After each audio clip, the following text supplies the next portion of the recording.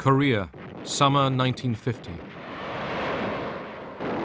The United States leads the United Nations into a war against communism in Asia.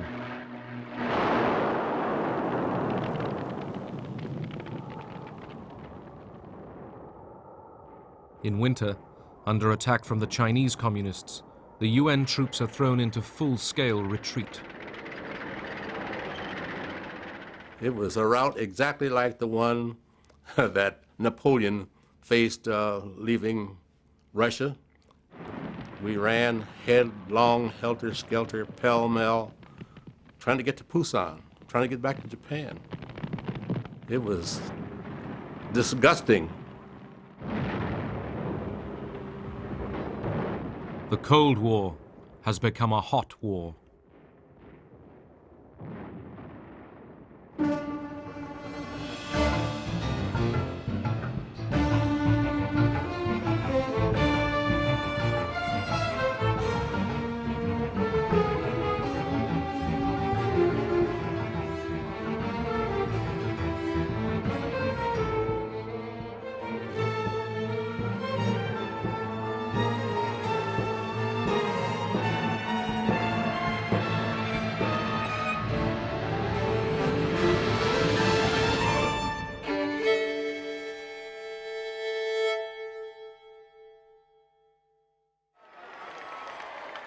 August 1945. At the end of the Second World War, the Japanese army that had occupied Korea for 35 years surrenders.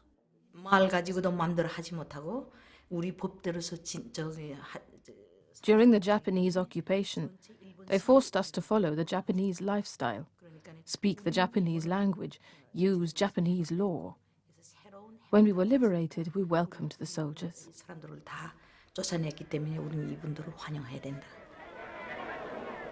Russian and American troops liberated Korea, meeting together just as they had in Germany.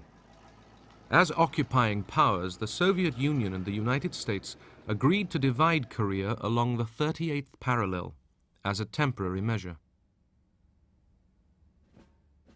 South of the divide, the Americans were in control. We made the Republic of Korea, really. Between the Pentagon and the State Department. American generals installed a hardline anti-communist, Syngman Rhee.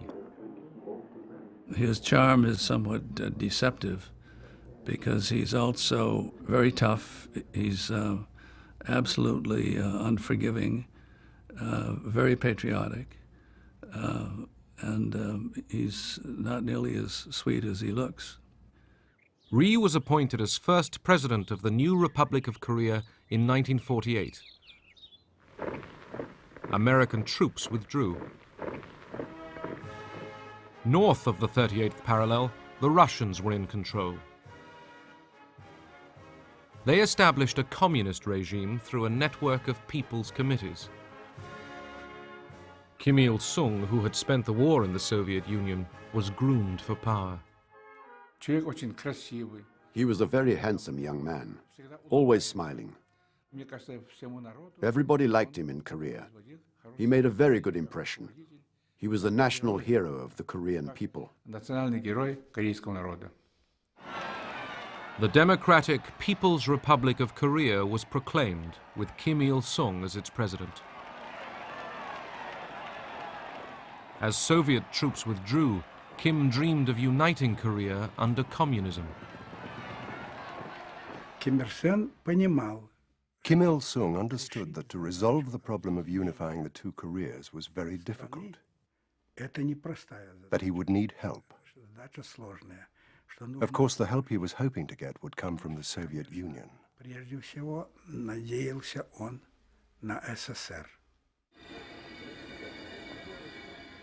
In March 1949, Kim Il-sung went to Moscow, his secret agenda to seek Stalin's permission to invade the South.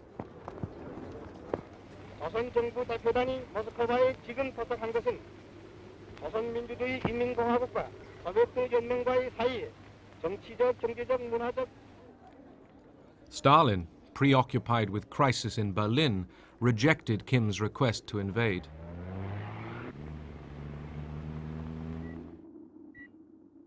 By the end of 1949, the international situation had been transformed.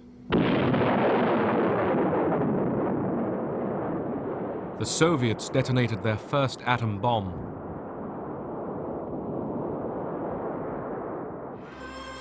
And the communist revolution in China was finally successful.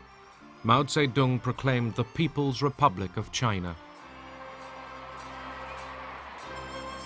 A treaty of friendship between Mao and Stalin created a communist global alliance, opening a second front of the Cold War in Asia. Stalin was now confident that the United States lacked the will to respond to events in Asia. In April 1950, he finally gave approval for Kim Il-sung to invade South Korea.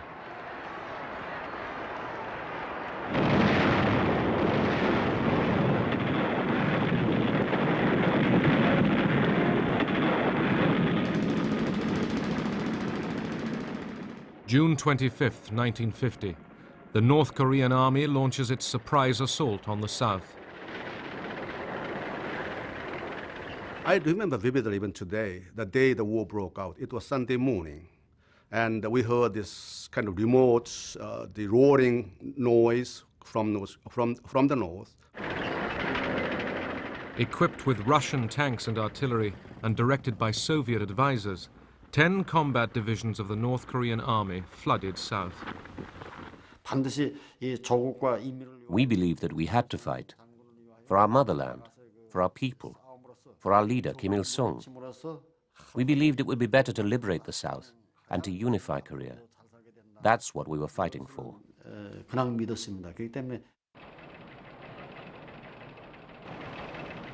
Sunday morning in Korea, Saturday evening in Washington. The Sunday papers prepare to go to press. It was Saturday evening. I got a telephone call from the UP duty officer saying that Korea had been invaded by North Koreans. And momentarily the remark stunned me so much, and I didn't know what to say. Whether he was joking with me or whether he was really sure. Senior officials were recalled that night to the State Department. When the invasion occurred of South Korea, I think there was an immediate sense that action had to be taken. Exactly what that action was to be and how far it was to go, it was not something we had planned on. We had not worked out of a contingency plan for a war started by North Korea with South Korea. And about midnight, there was a call from President Syngman Rhee. I took the receiver and I said, please ask American government to rush necessary help.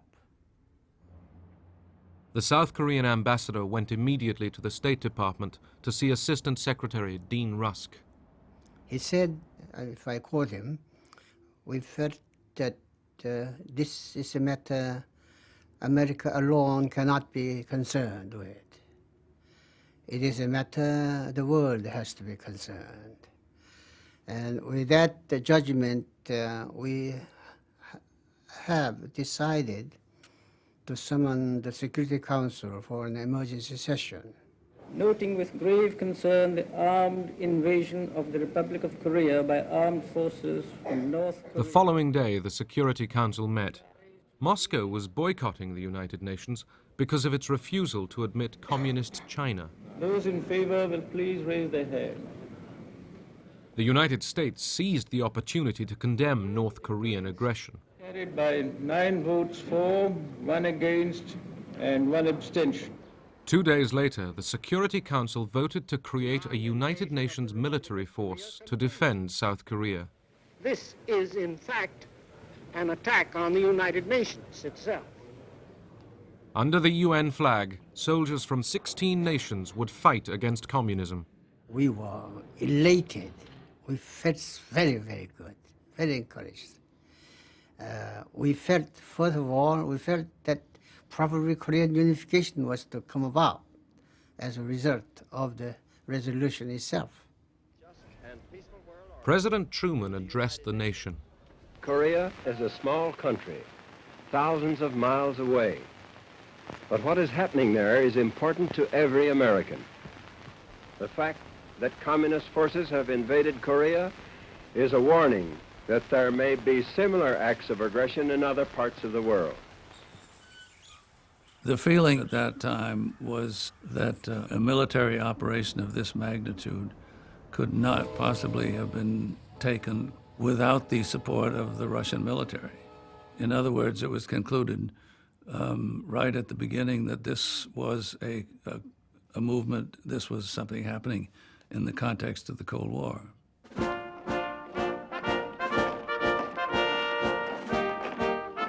The United States mobilized for war. The reserves were called up. At the time we entered into the war, led the UN into the war with us, it was a very popular war. Everybody was agitated, getting ready to go overseas. There were all sorts of feelings: trepidation, expectancy. There was quite a feeling of wanting to stop the communists from taking over anywhere in the world. They wanted to stem the tide of communism. General Douglas MacArthur, the Allied Supreme Commander in Tokyo and the legendary victor of the Pacific War, was appointed to lead the United Nations forces. He was worshipped in Japan. This man had a tremendous ego, and it had been fed for all these years. I do believe he was, at this point, felt that he was infallible.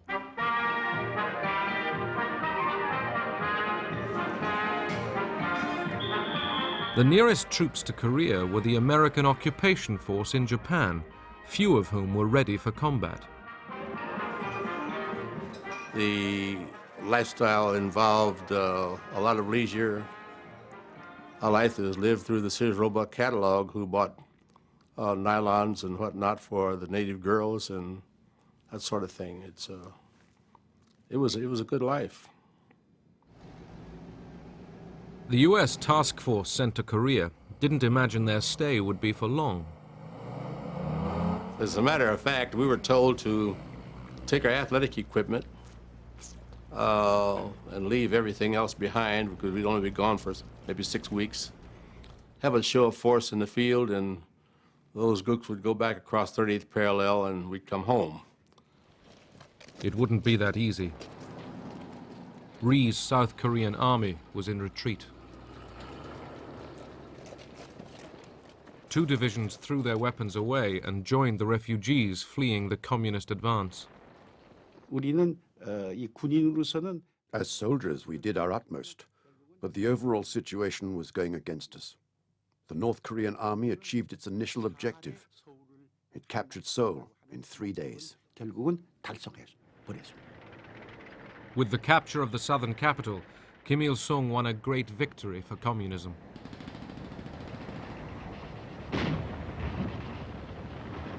우리는 서울까지 작전이 다 끝났으니까. When we got to Seoul, the army told us the campaign was finished.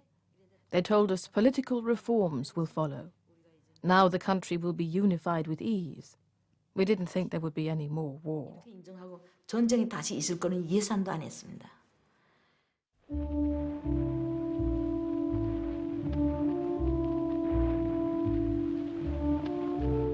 American troops fared no better than the South Koreans.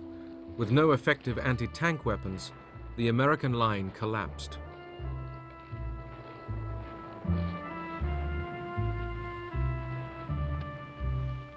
Within days, American troops were reeling back in disarray under assault from the tiny communist regime of North Korea.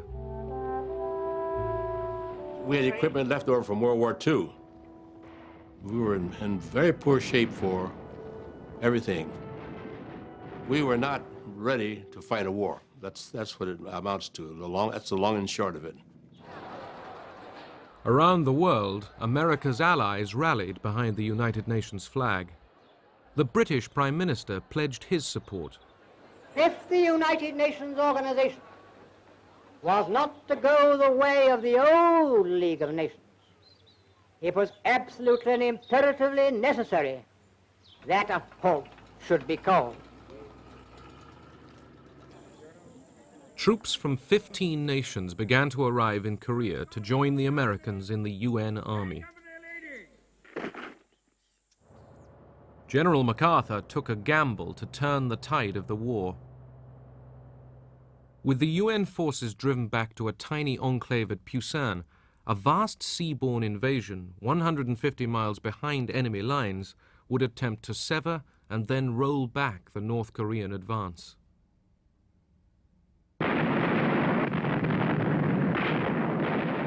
Dawn, September 15th, 1950.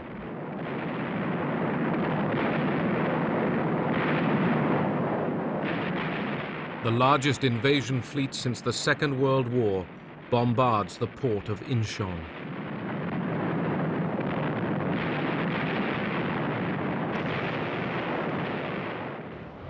American and Korean Marines go ashore in huge numbers. When we landed, we approached the beach at full speed. The ramp of the landing craft opened with a bang, and we charged with our guns, screaming down the ramp. There was a seawall there, cut stone. They had to be scaled. The actual landing conditions were terrible.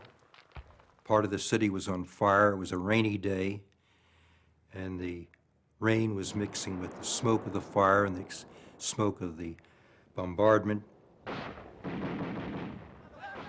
If those beaches had been defended by Japanese or German troops of the same quality as the Germans and Japanese were in World War II, we would have been lucky to get ashore, and we might not have been quite so lucky once we got ashore. Within 2 weeks, UN troops were engaged in a fierce battle to recapture the southern capital, Seoul. 50,000 civilians were killed in the crossfire. My house was located in a hillside, and there was a crossfire between the UN forces and the North Korean People's Army on the northern side. Finally, my father told us that it would be better that how our family split up. At least somebody will have to survive this war.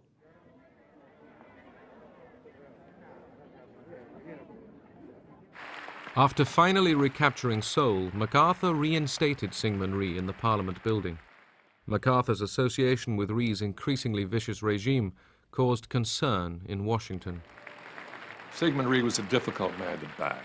And once he was in power, it was very difficult for us to do anything. It was not up to us to change the government, and there was no other alternative, obviously, available anyway. Rhee's jubilant army was the first to cross the 38th parallel into North Korea. 우리가 다시 반격을 해서 38선 돌파에 건너갈 때 When we counterattacked across the 38th parallel, every one of us, soldiers and people, thought now the drive was on to unify the whole Korean peninsula.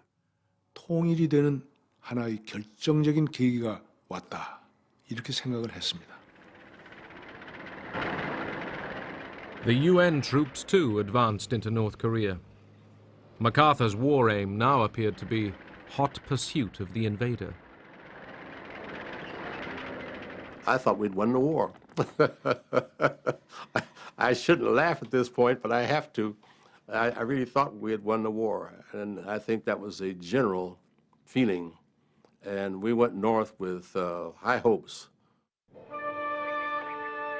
The giant Yalu River marks the boundary between North Korea and China.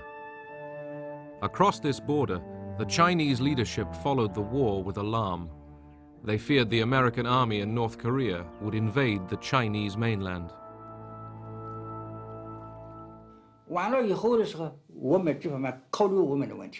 If North Korea was defeated, only the Yalu River would separate us from the Americans. We couldn't accept this, nor the risk of American aircraft disrupting the reconstruction of our country.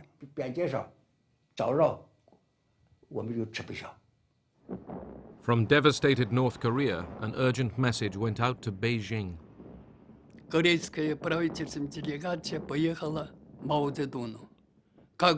A government delegation was sent to Mao Zedong. What can we do, they asked. We can't retreat. They're attacking us from the air, from the sea, and by land. There's very little of the North Korean army left. Many have died. What can we do now?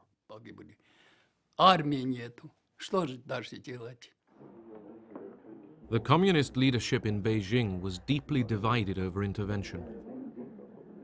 Mao received secret cables from Stalin telling him to enter the war to save North Korea. Wanting to assert China's power in Asia, Mao was agreeable.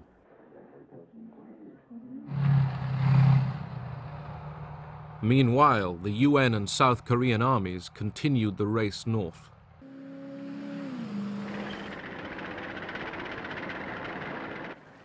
On October 19th, Pyongyang fell. It was the only communist capital ever to fall to the West during the Cold War. MacArthur had the bit in his teeth. He was pursuing a defeated army. The race to the Yalu was on. MacArthur was surprised to be summoned to Wake Island in mid-Pacific for a meeting with President Truman. MacArthur assured his commander-in-chief there was no possibility of China entering the war. He took the award of yet another medal as a signal that he could continue the advance towards China. When the president asked him to stay for lunch, MacArthur refused. While Truman and MacArthur were talking, Mao ordered the Chinese army, called the People's Volunteers, to enter Korea. 500,000 Chinese began to cross the Yalu River and waited for the UN forces to approach the border. As they crossed the Yalu in enormous numbers, the volunteers sang this song. 雄赳赳，喜昂昂，跨过鸭绿江，为祖国，为和平，就是保家乡。祖国好儿女，齐心团结，金抗美援朝，打败美帝野心狼，就是这个样。 Unaware of the massing of the Chinese troops, the US Army paused for Thanksgiving. Roast turkey and cranberry sauce were served up. MacArthur and his soldiers still thought the war would be over by Christmas. Well, Thanksgiving Day in 1950 was a very fine day. The weather was nice. The typical Thanksgiving dinners were there. We had everything that we would have had we been at home. And it was just a very nice day. And that was the last nice day we had.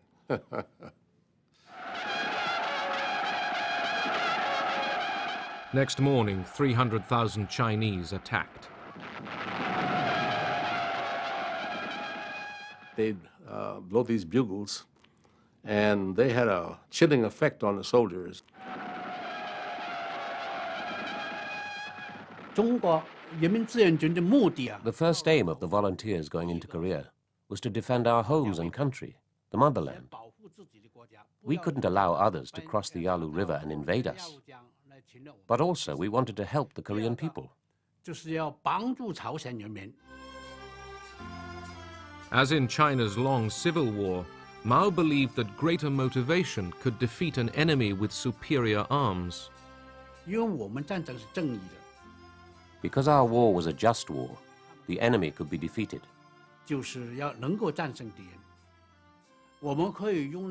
Our bravery and our strategy, developed during the years of the liberation struggle, would help defeat the enemy.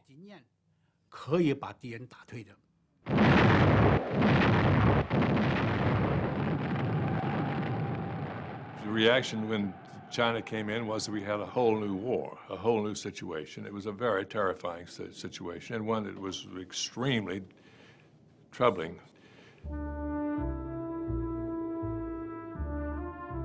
In the next swing of this seesaw war, UN forces across North Korea were thrown back, abandoning vehicles and equipment.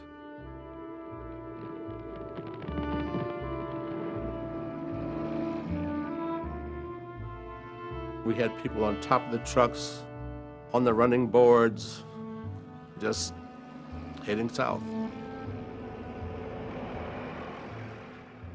I never felt so inadequate in my life as to be part of an army that was running. It's unbelievable. I ask you to imagine a situation where the temperature is 25 below zero. Nothing is working as well as it should. Weapons have difficulty firing in that kind of a temperature. A lot of Chinese out there. I'm not aware of any other movement of Americans that were as futile as that rout was. And it was a rout.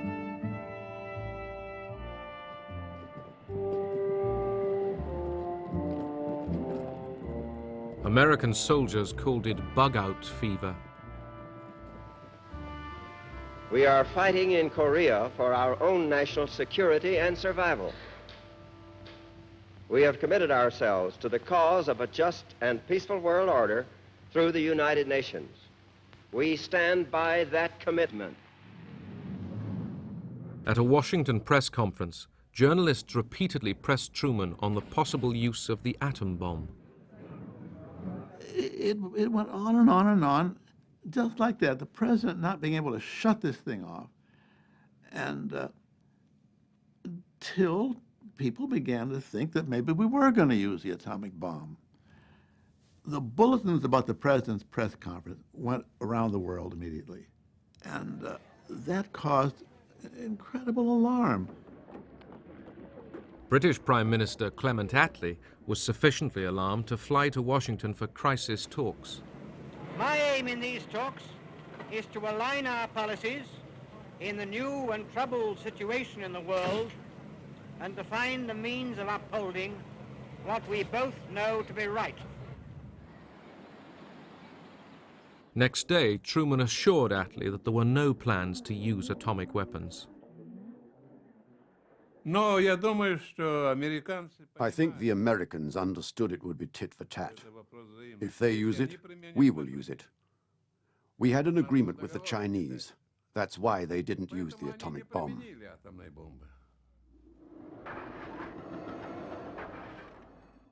At home that winter, for many American families, the pain began with a call at the door. The 29th of December, the doorbell rang. It was on a Friday. I had just washed my hair. And I opened the door, and there was a boy delivering a telegram. And he turned on his heels and left. And I knew the telegram was going to tell me either he was dead or alive. And when I opened it, I just thanked God that he was missing in action. As far as knowing when he became a prisoner, that wasn't for another year.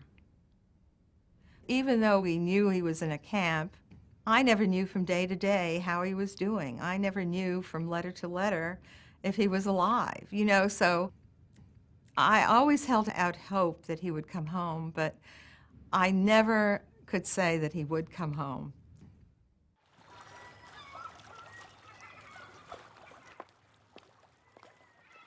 Retreating UN soldiers adopted a scorched earth policy.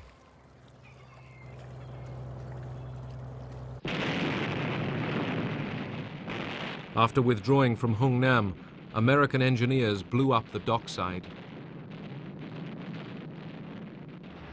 The Chinese, rapidly advancing, recaptured the northern capital, Pyongyang. At the beginning of 1951, Seoul fell again to the communists. General Matthew B. Ridgway was appointed by MacArthur as the new field commander. At last, UN troops began to slow the Chinese advance. the defeatism and the bug-out fever and so forth that had afflicted the Eighth Army before was eradicated. From the beginning, the United States enjoyed air supremacy. When I was flying up along the Yalu in the F-86, the Sabre, we were using tactics that literally had been used in World War I and World War II, except we're flying jets at much higher speed. When Russian MiG-15 fighters with well-trained Russian pilots were sent to the war zone, they posed a challenge to American supremacy. Мы имели задачу туда ехать. Our mission was to go there to train pilots. Для обучения. But later we ended up as participants in the Korean War. Оказались участниками этой Корейской войны.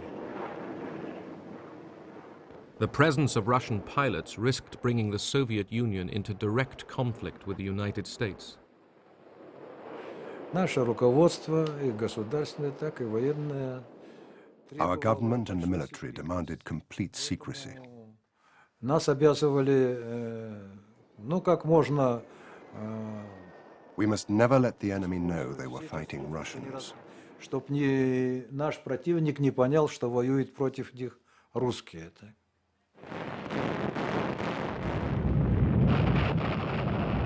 When the US deployed the F-86 Sabre, they slowly won back mastery of the skies. This enabled American aircraft to keep up a constant offensive on ground targets. For ground attack, we were flying the F-9F, the Panthers.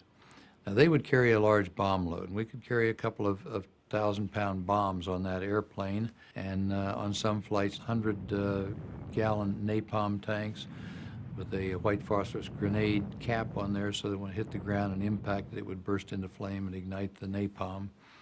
And so we used all of those things from time to time on ground attack. MacArthur now called for the bombing of Chinese cities and for the pursuit of the war in mainland China. This was too much for Truman.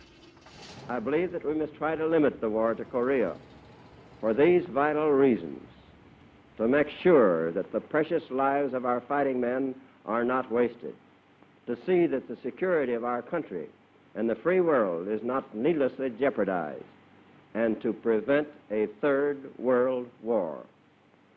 A number of events have made it evident that General MacArthur did not agree with that policy. I have therefore considered it essential to relieve General MacArthur so that there would be no doubt or confusion as to the real purpose and aim of our policy.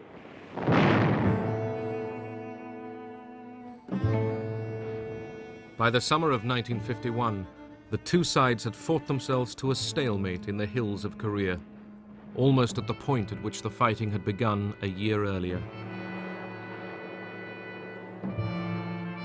Every month brought another 2,500 UN casualties.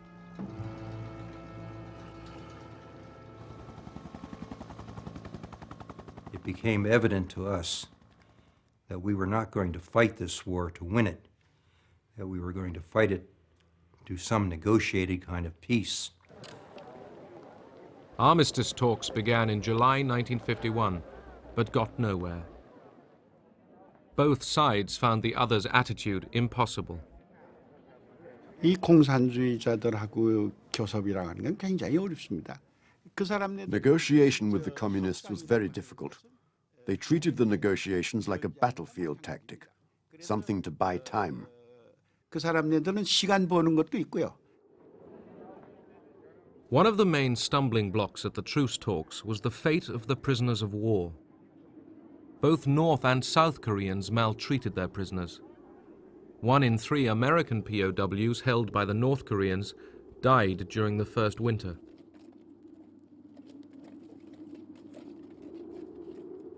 A lot of them were lost to dysentery, diarrhea, severe beatings, malnutrition. Some of them were, stragglers. They were just beat with rifle bullets till they died, or bayoneted, or you either kept up or you died. It was that simple.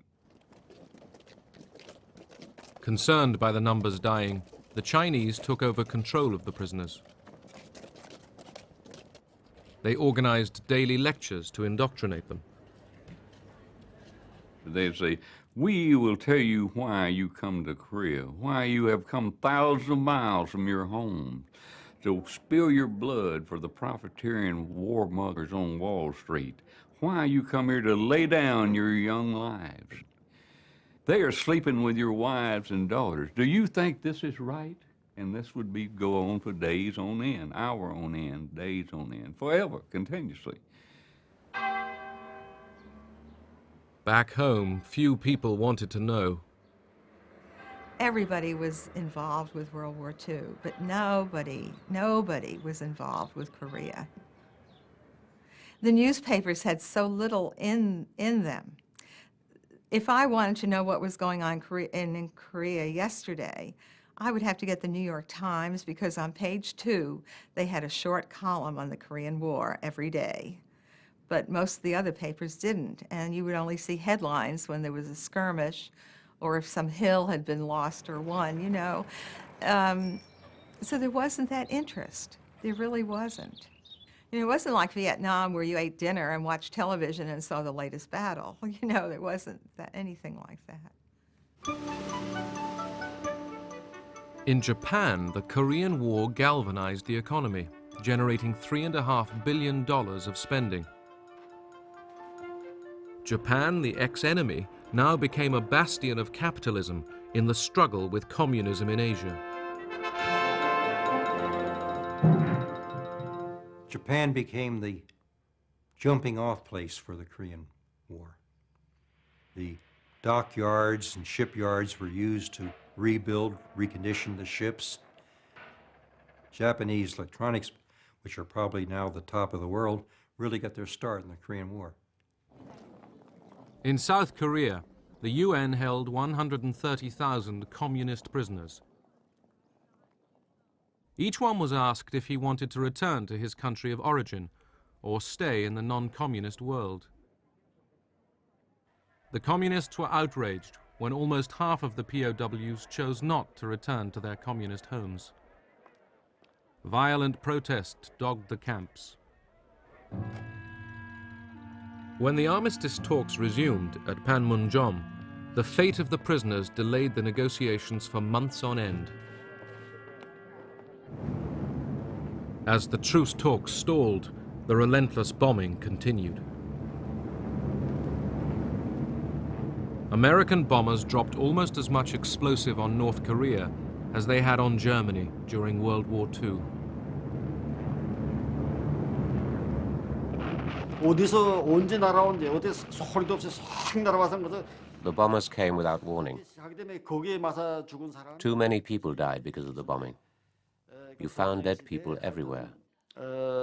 길가에 가면 그 시체가 없는 데가 없었고 그다음에 뭐 There was hardly a single house left standing. 집 하나 온전한 집이 하나 남아. They bombed the big cities, the villages, and the countryside in the same way. 농촌에 할 거 없이 몽땅 다 I saw it all with my own eyes. 이건 내가 직접 내가 눈으로 봤습니다.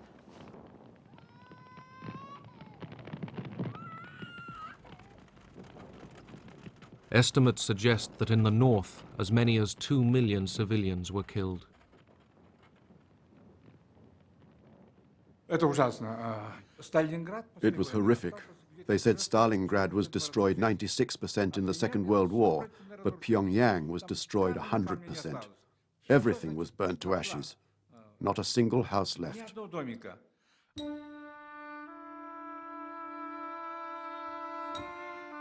Throughout the war, both sides committed horrible atrocities.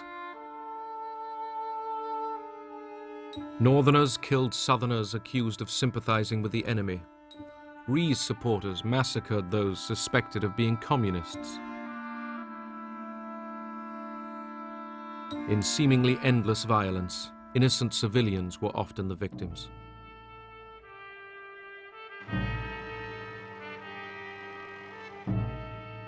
At Panmunjom, the talking continued. Spanning 2 years, there were hundreds of meetings.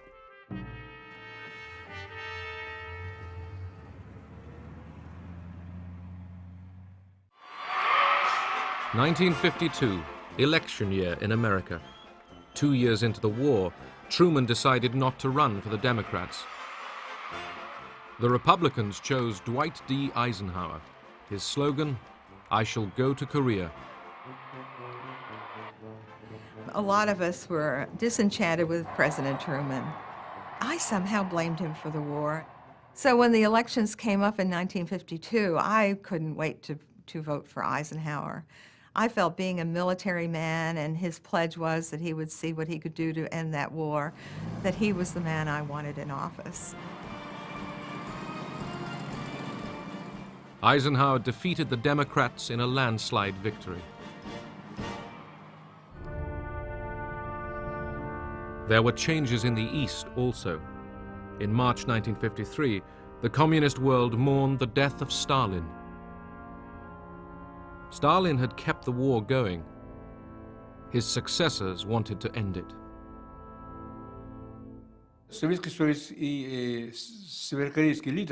Soviet and North Korean leaders came to believe it was impossible to win this war, because on the side of South Korea was the whole world, and on the North Korean side was the Soviet Union and China. So an armistice was inevitable. A ceasefire was finally agreed on July 27, 1953. The Chinese, the North Koreans, and the UN backed the agreement. The South Korean president, Syngman Rhee, opposed the truce and refused to sign. The massive job of exchanging prisoners of war began. 75,000 communist prisoners were handed over. 12,000 United Nations POWs were also set free. There's no words to describe how elated I was and my friends as we come across the line. It felt like tons had been lifted from your back. It felt like for the last 2.5 years I'd been carrying an enormous amount of weight, I mean tons. And all at once I could breathe, I was light, I was free. Freedom's something you can't describe. Bernie Gehling also went home. Florence was there to meet him.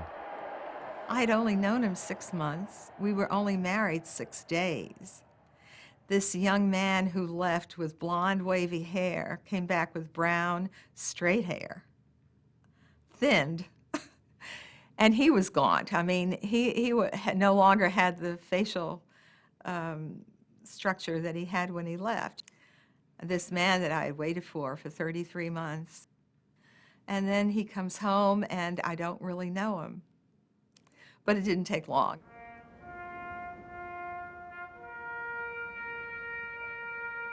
$54,000 Americans didn't go home.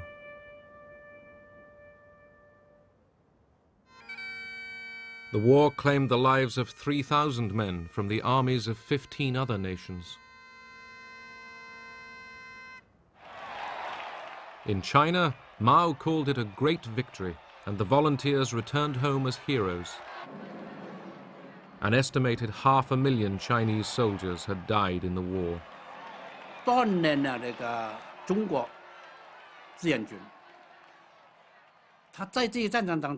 The volunteers demonstrated to the rest of the world that the Chinese were no longer the Chinese of the past.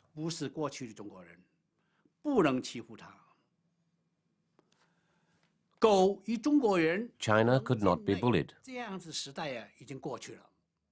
China was no longer the lame dog of Asia.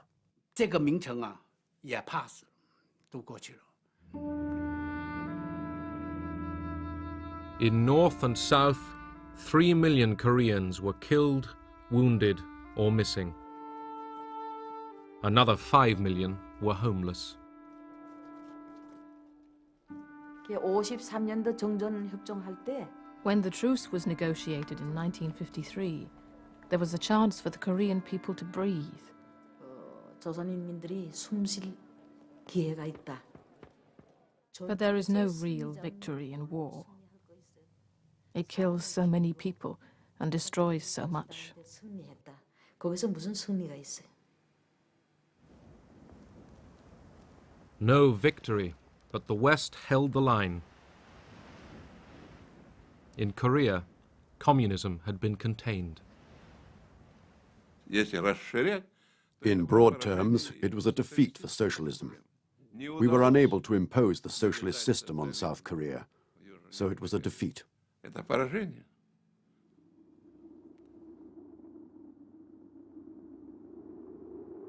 40 years later, at the end of the Cold War, Korea was still divided by the same line.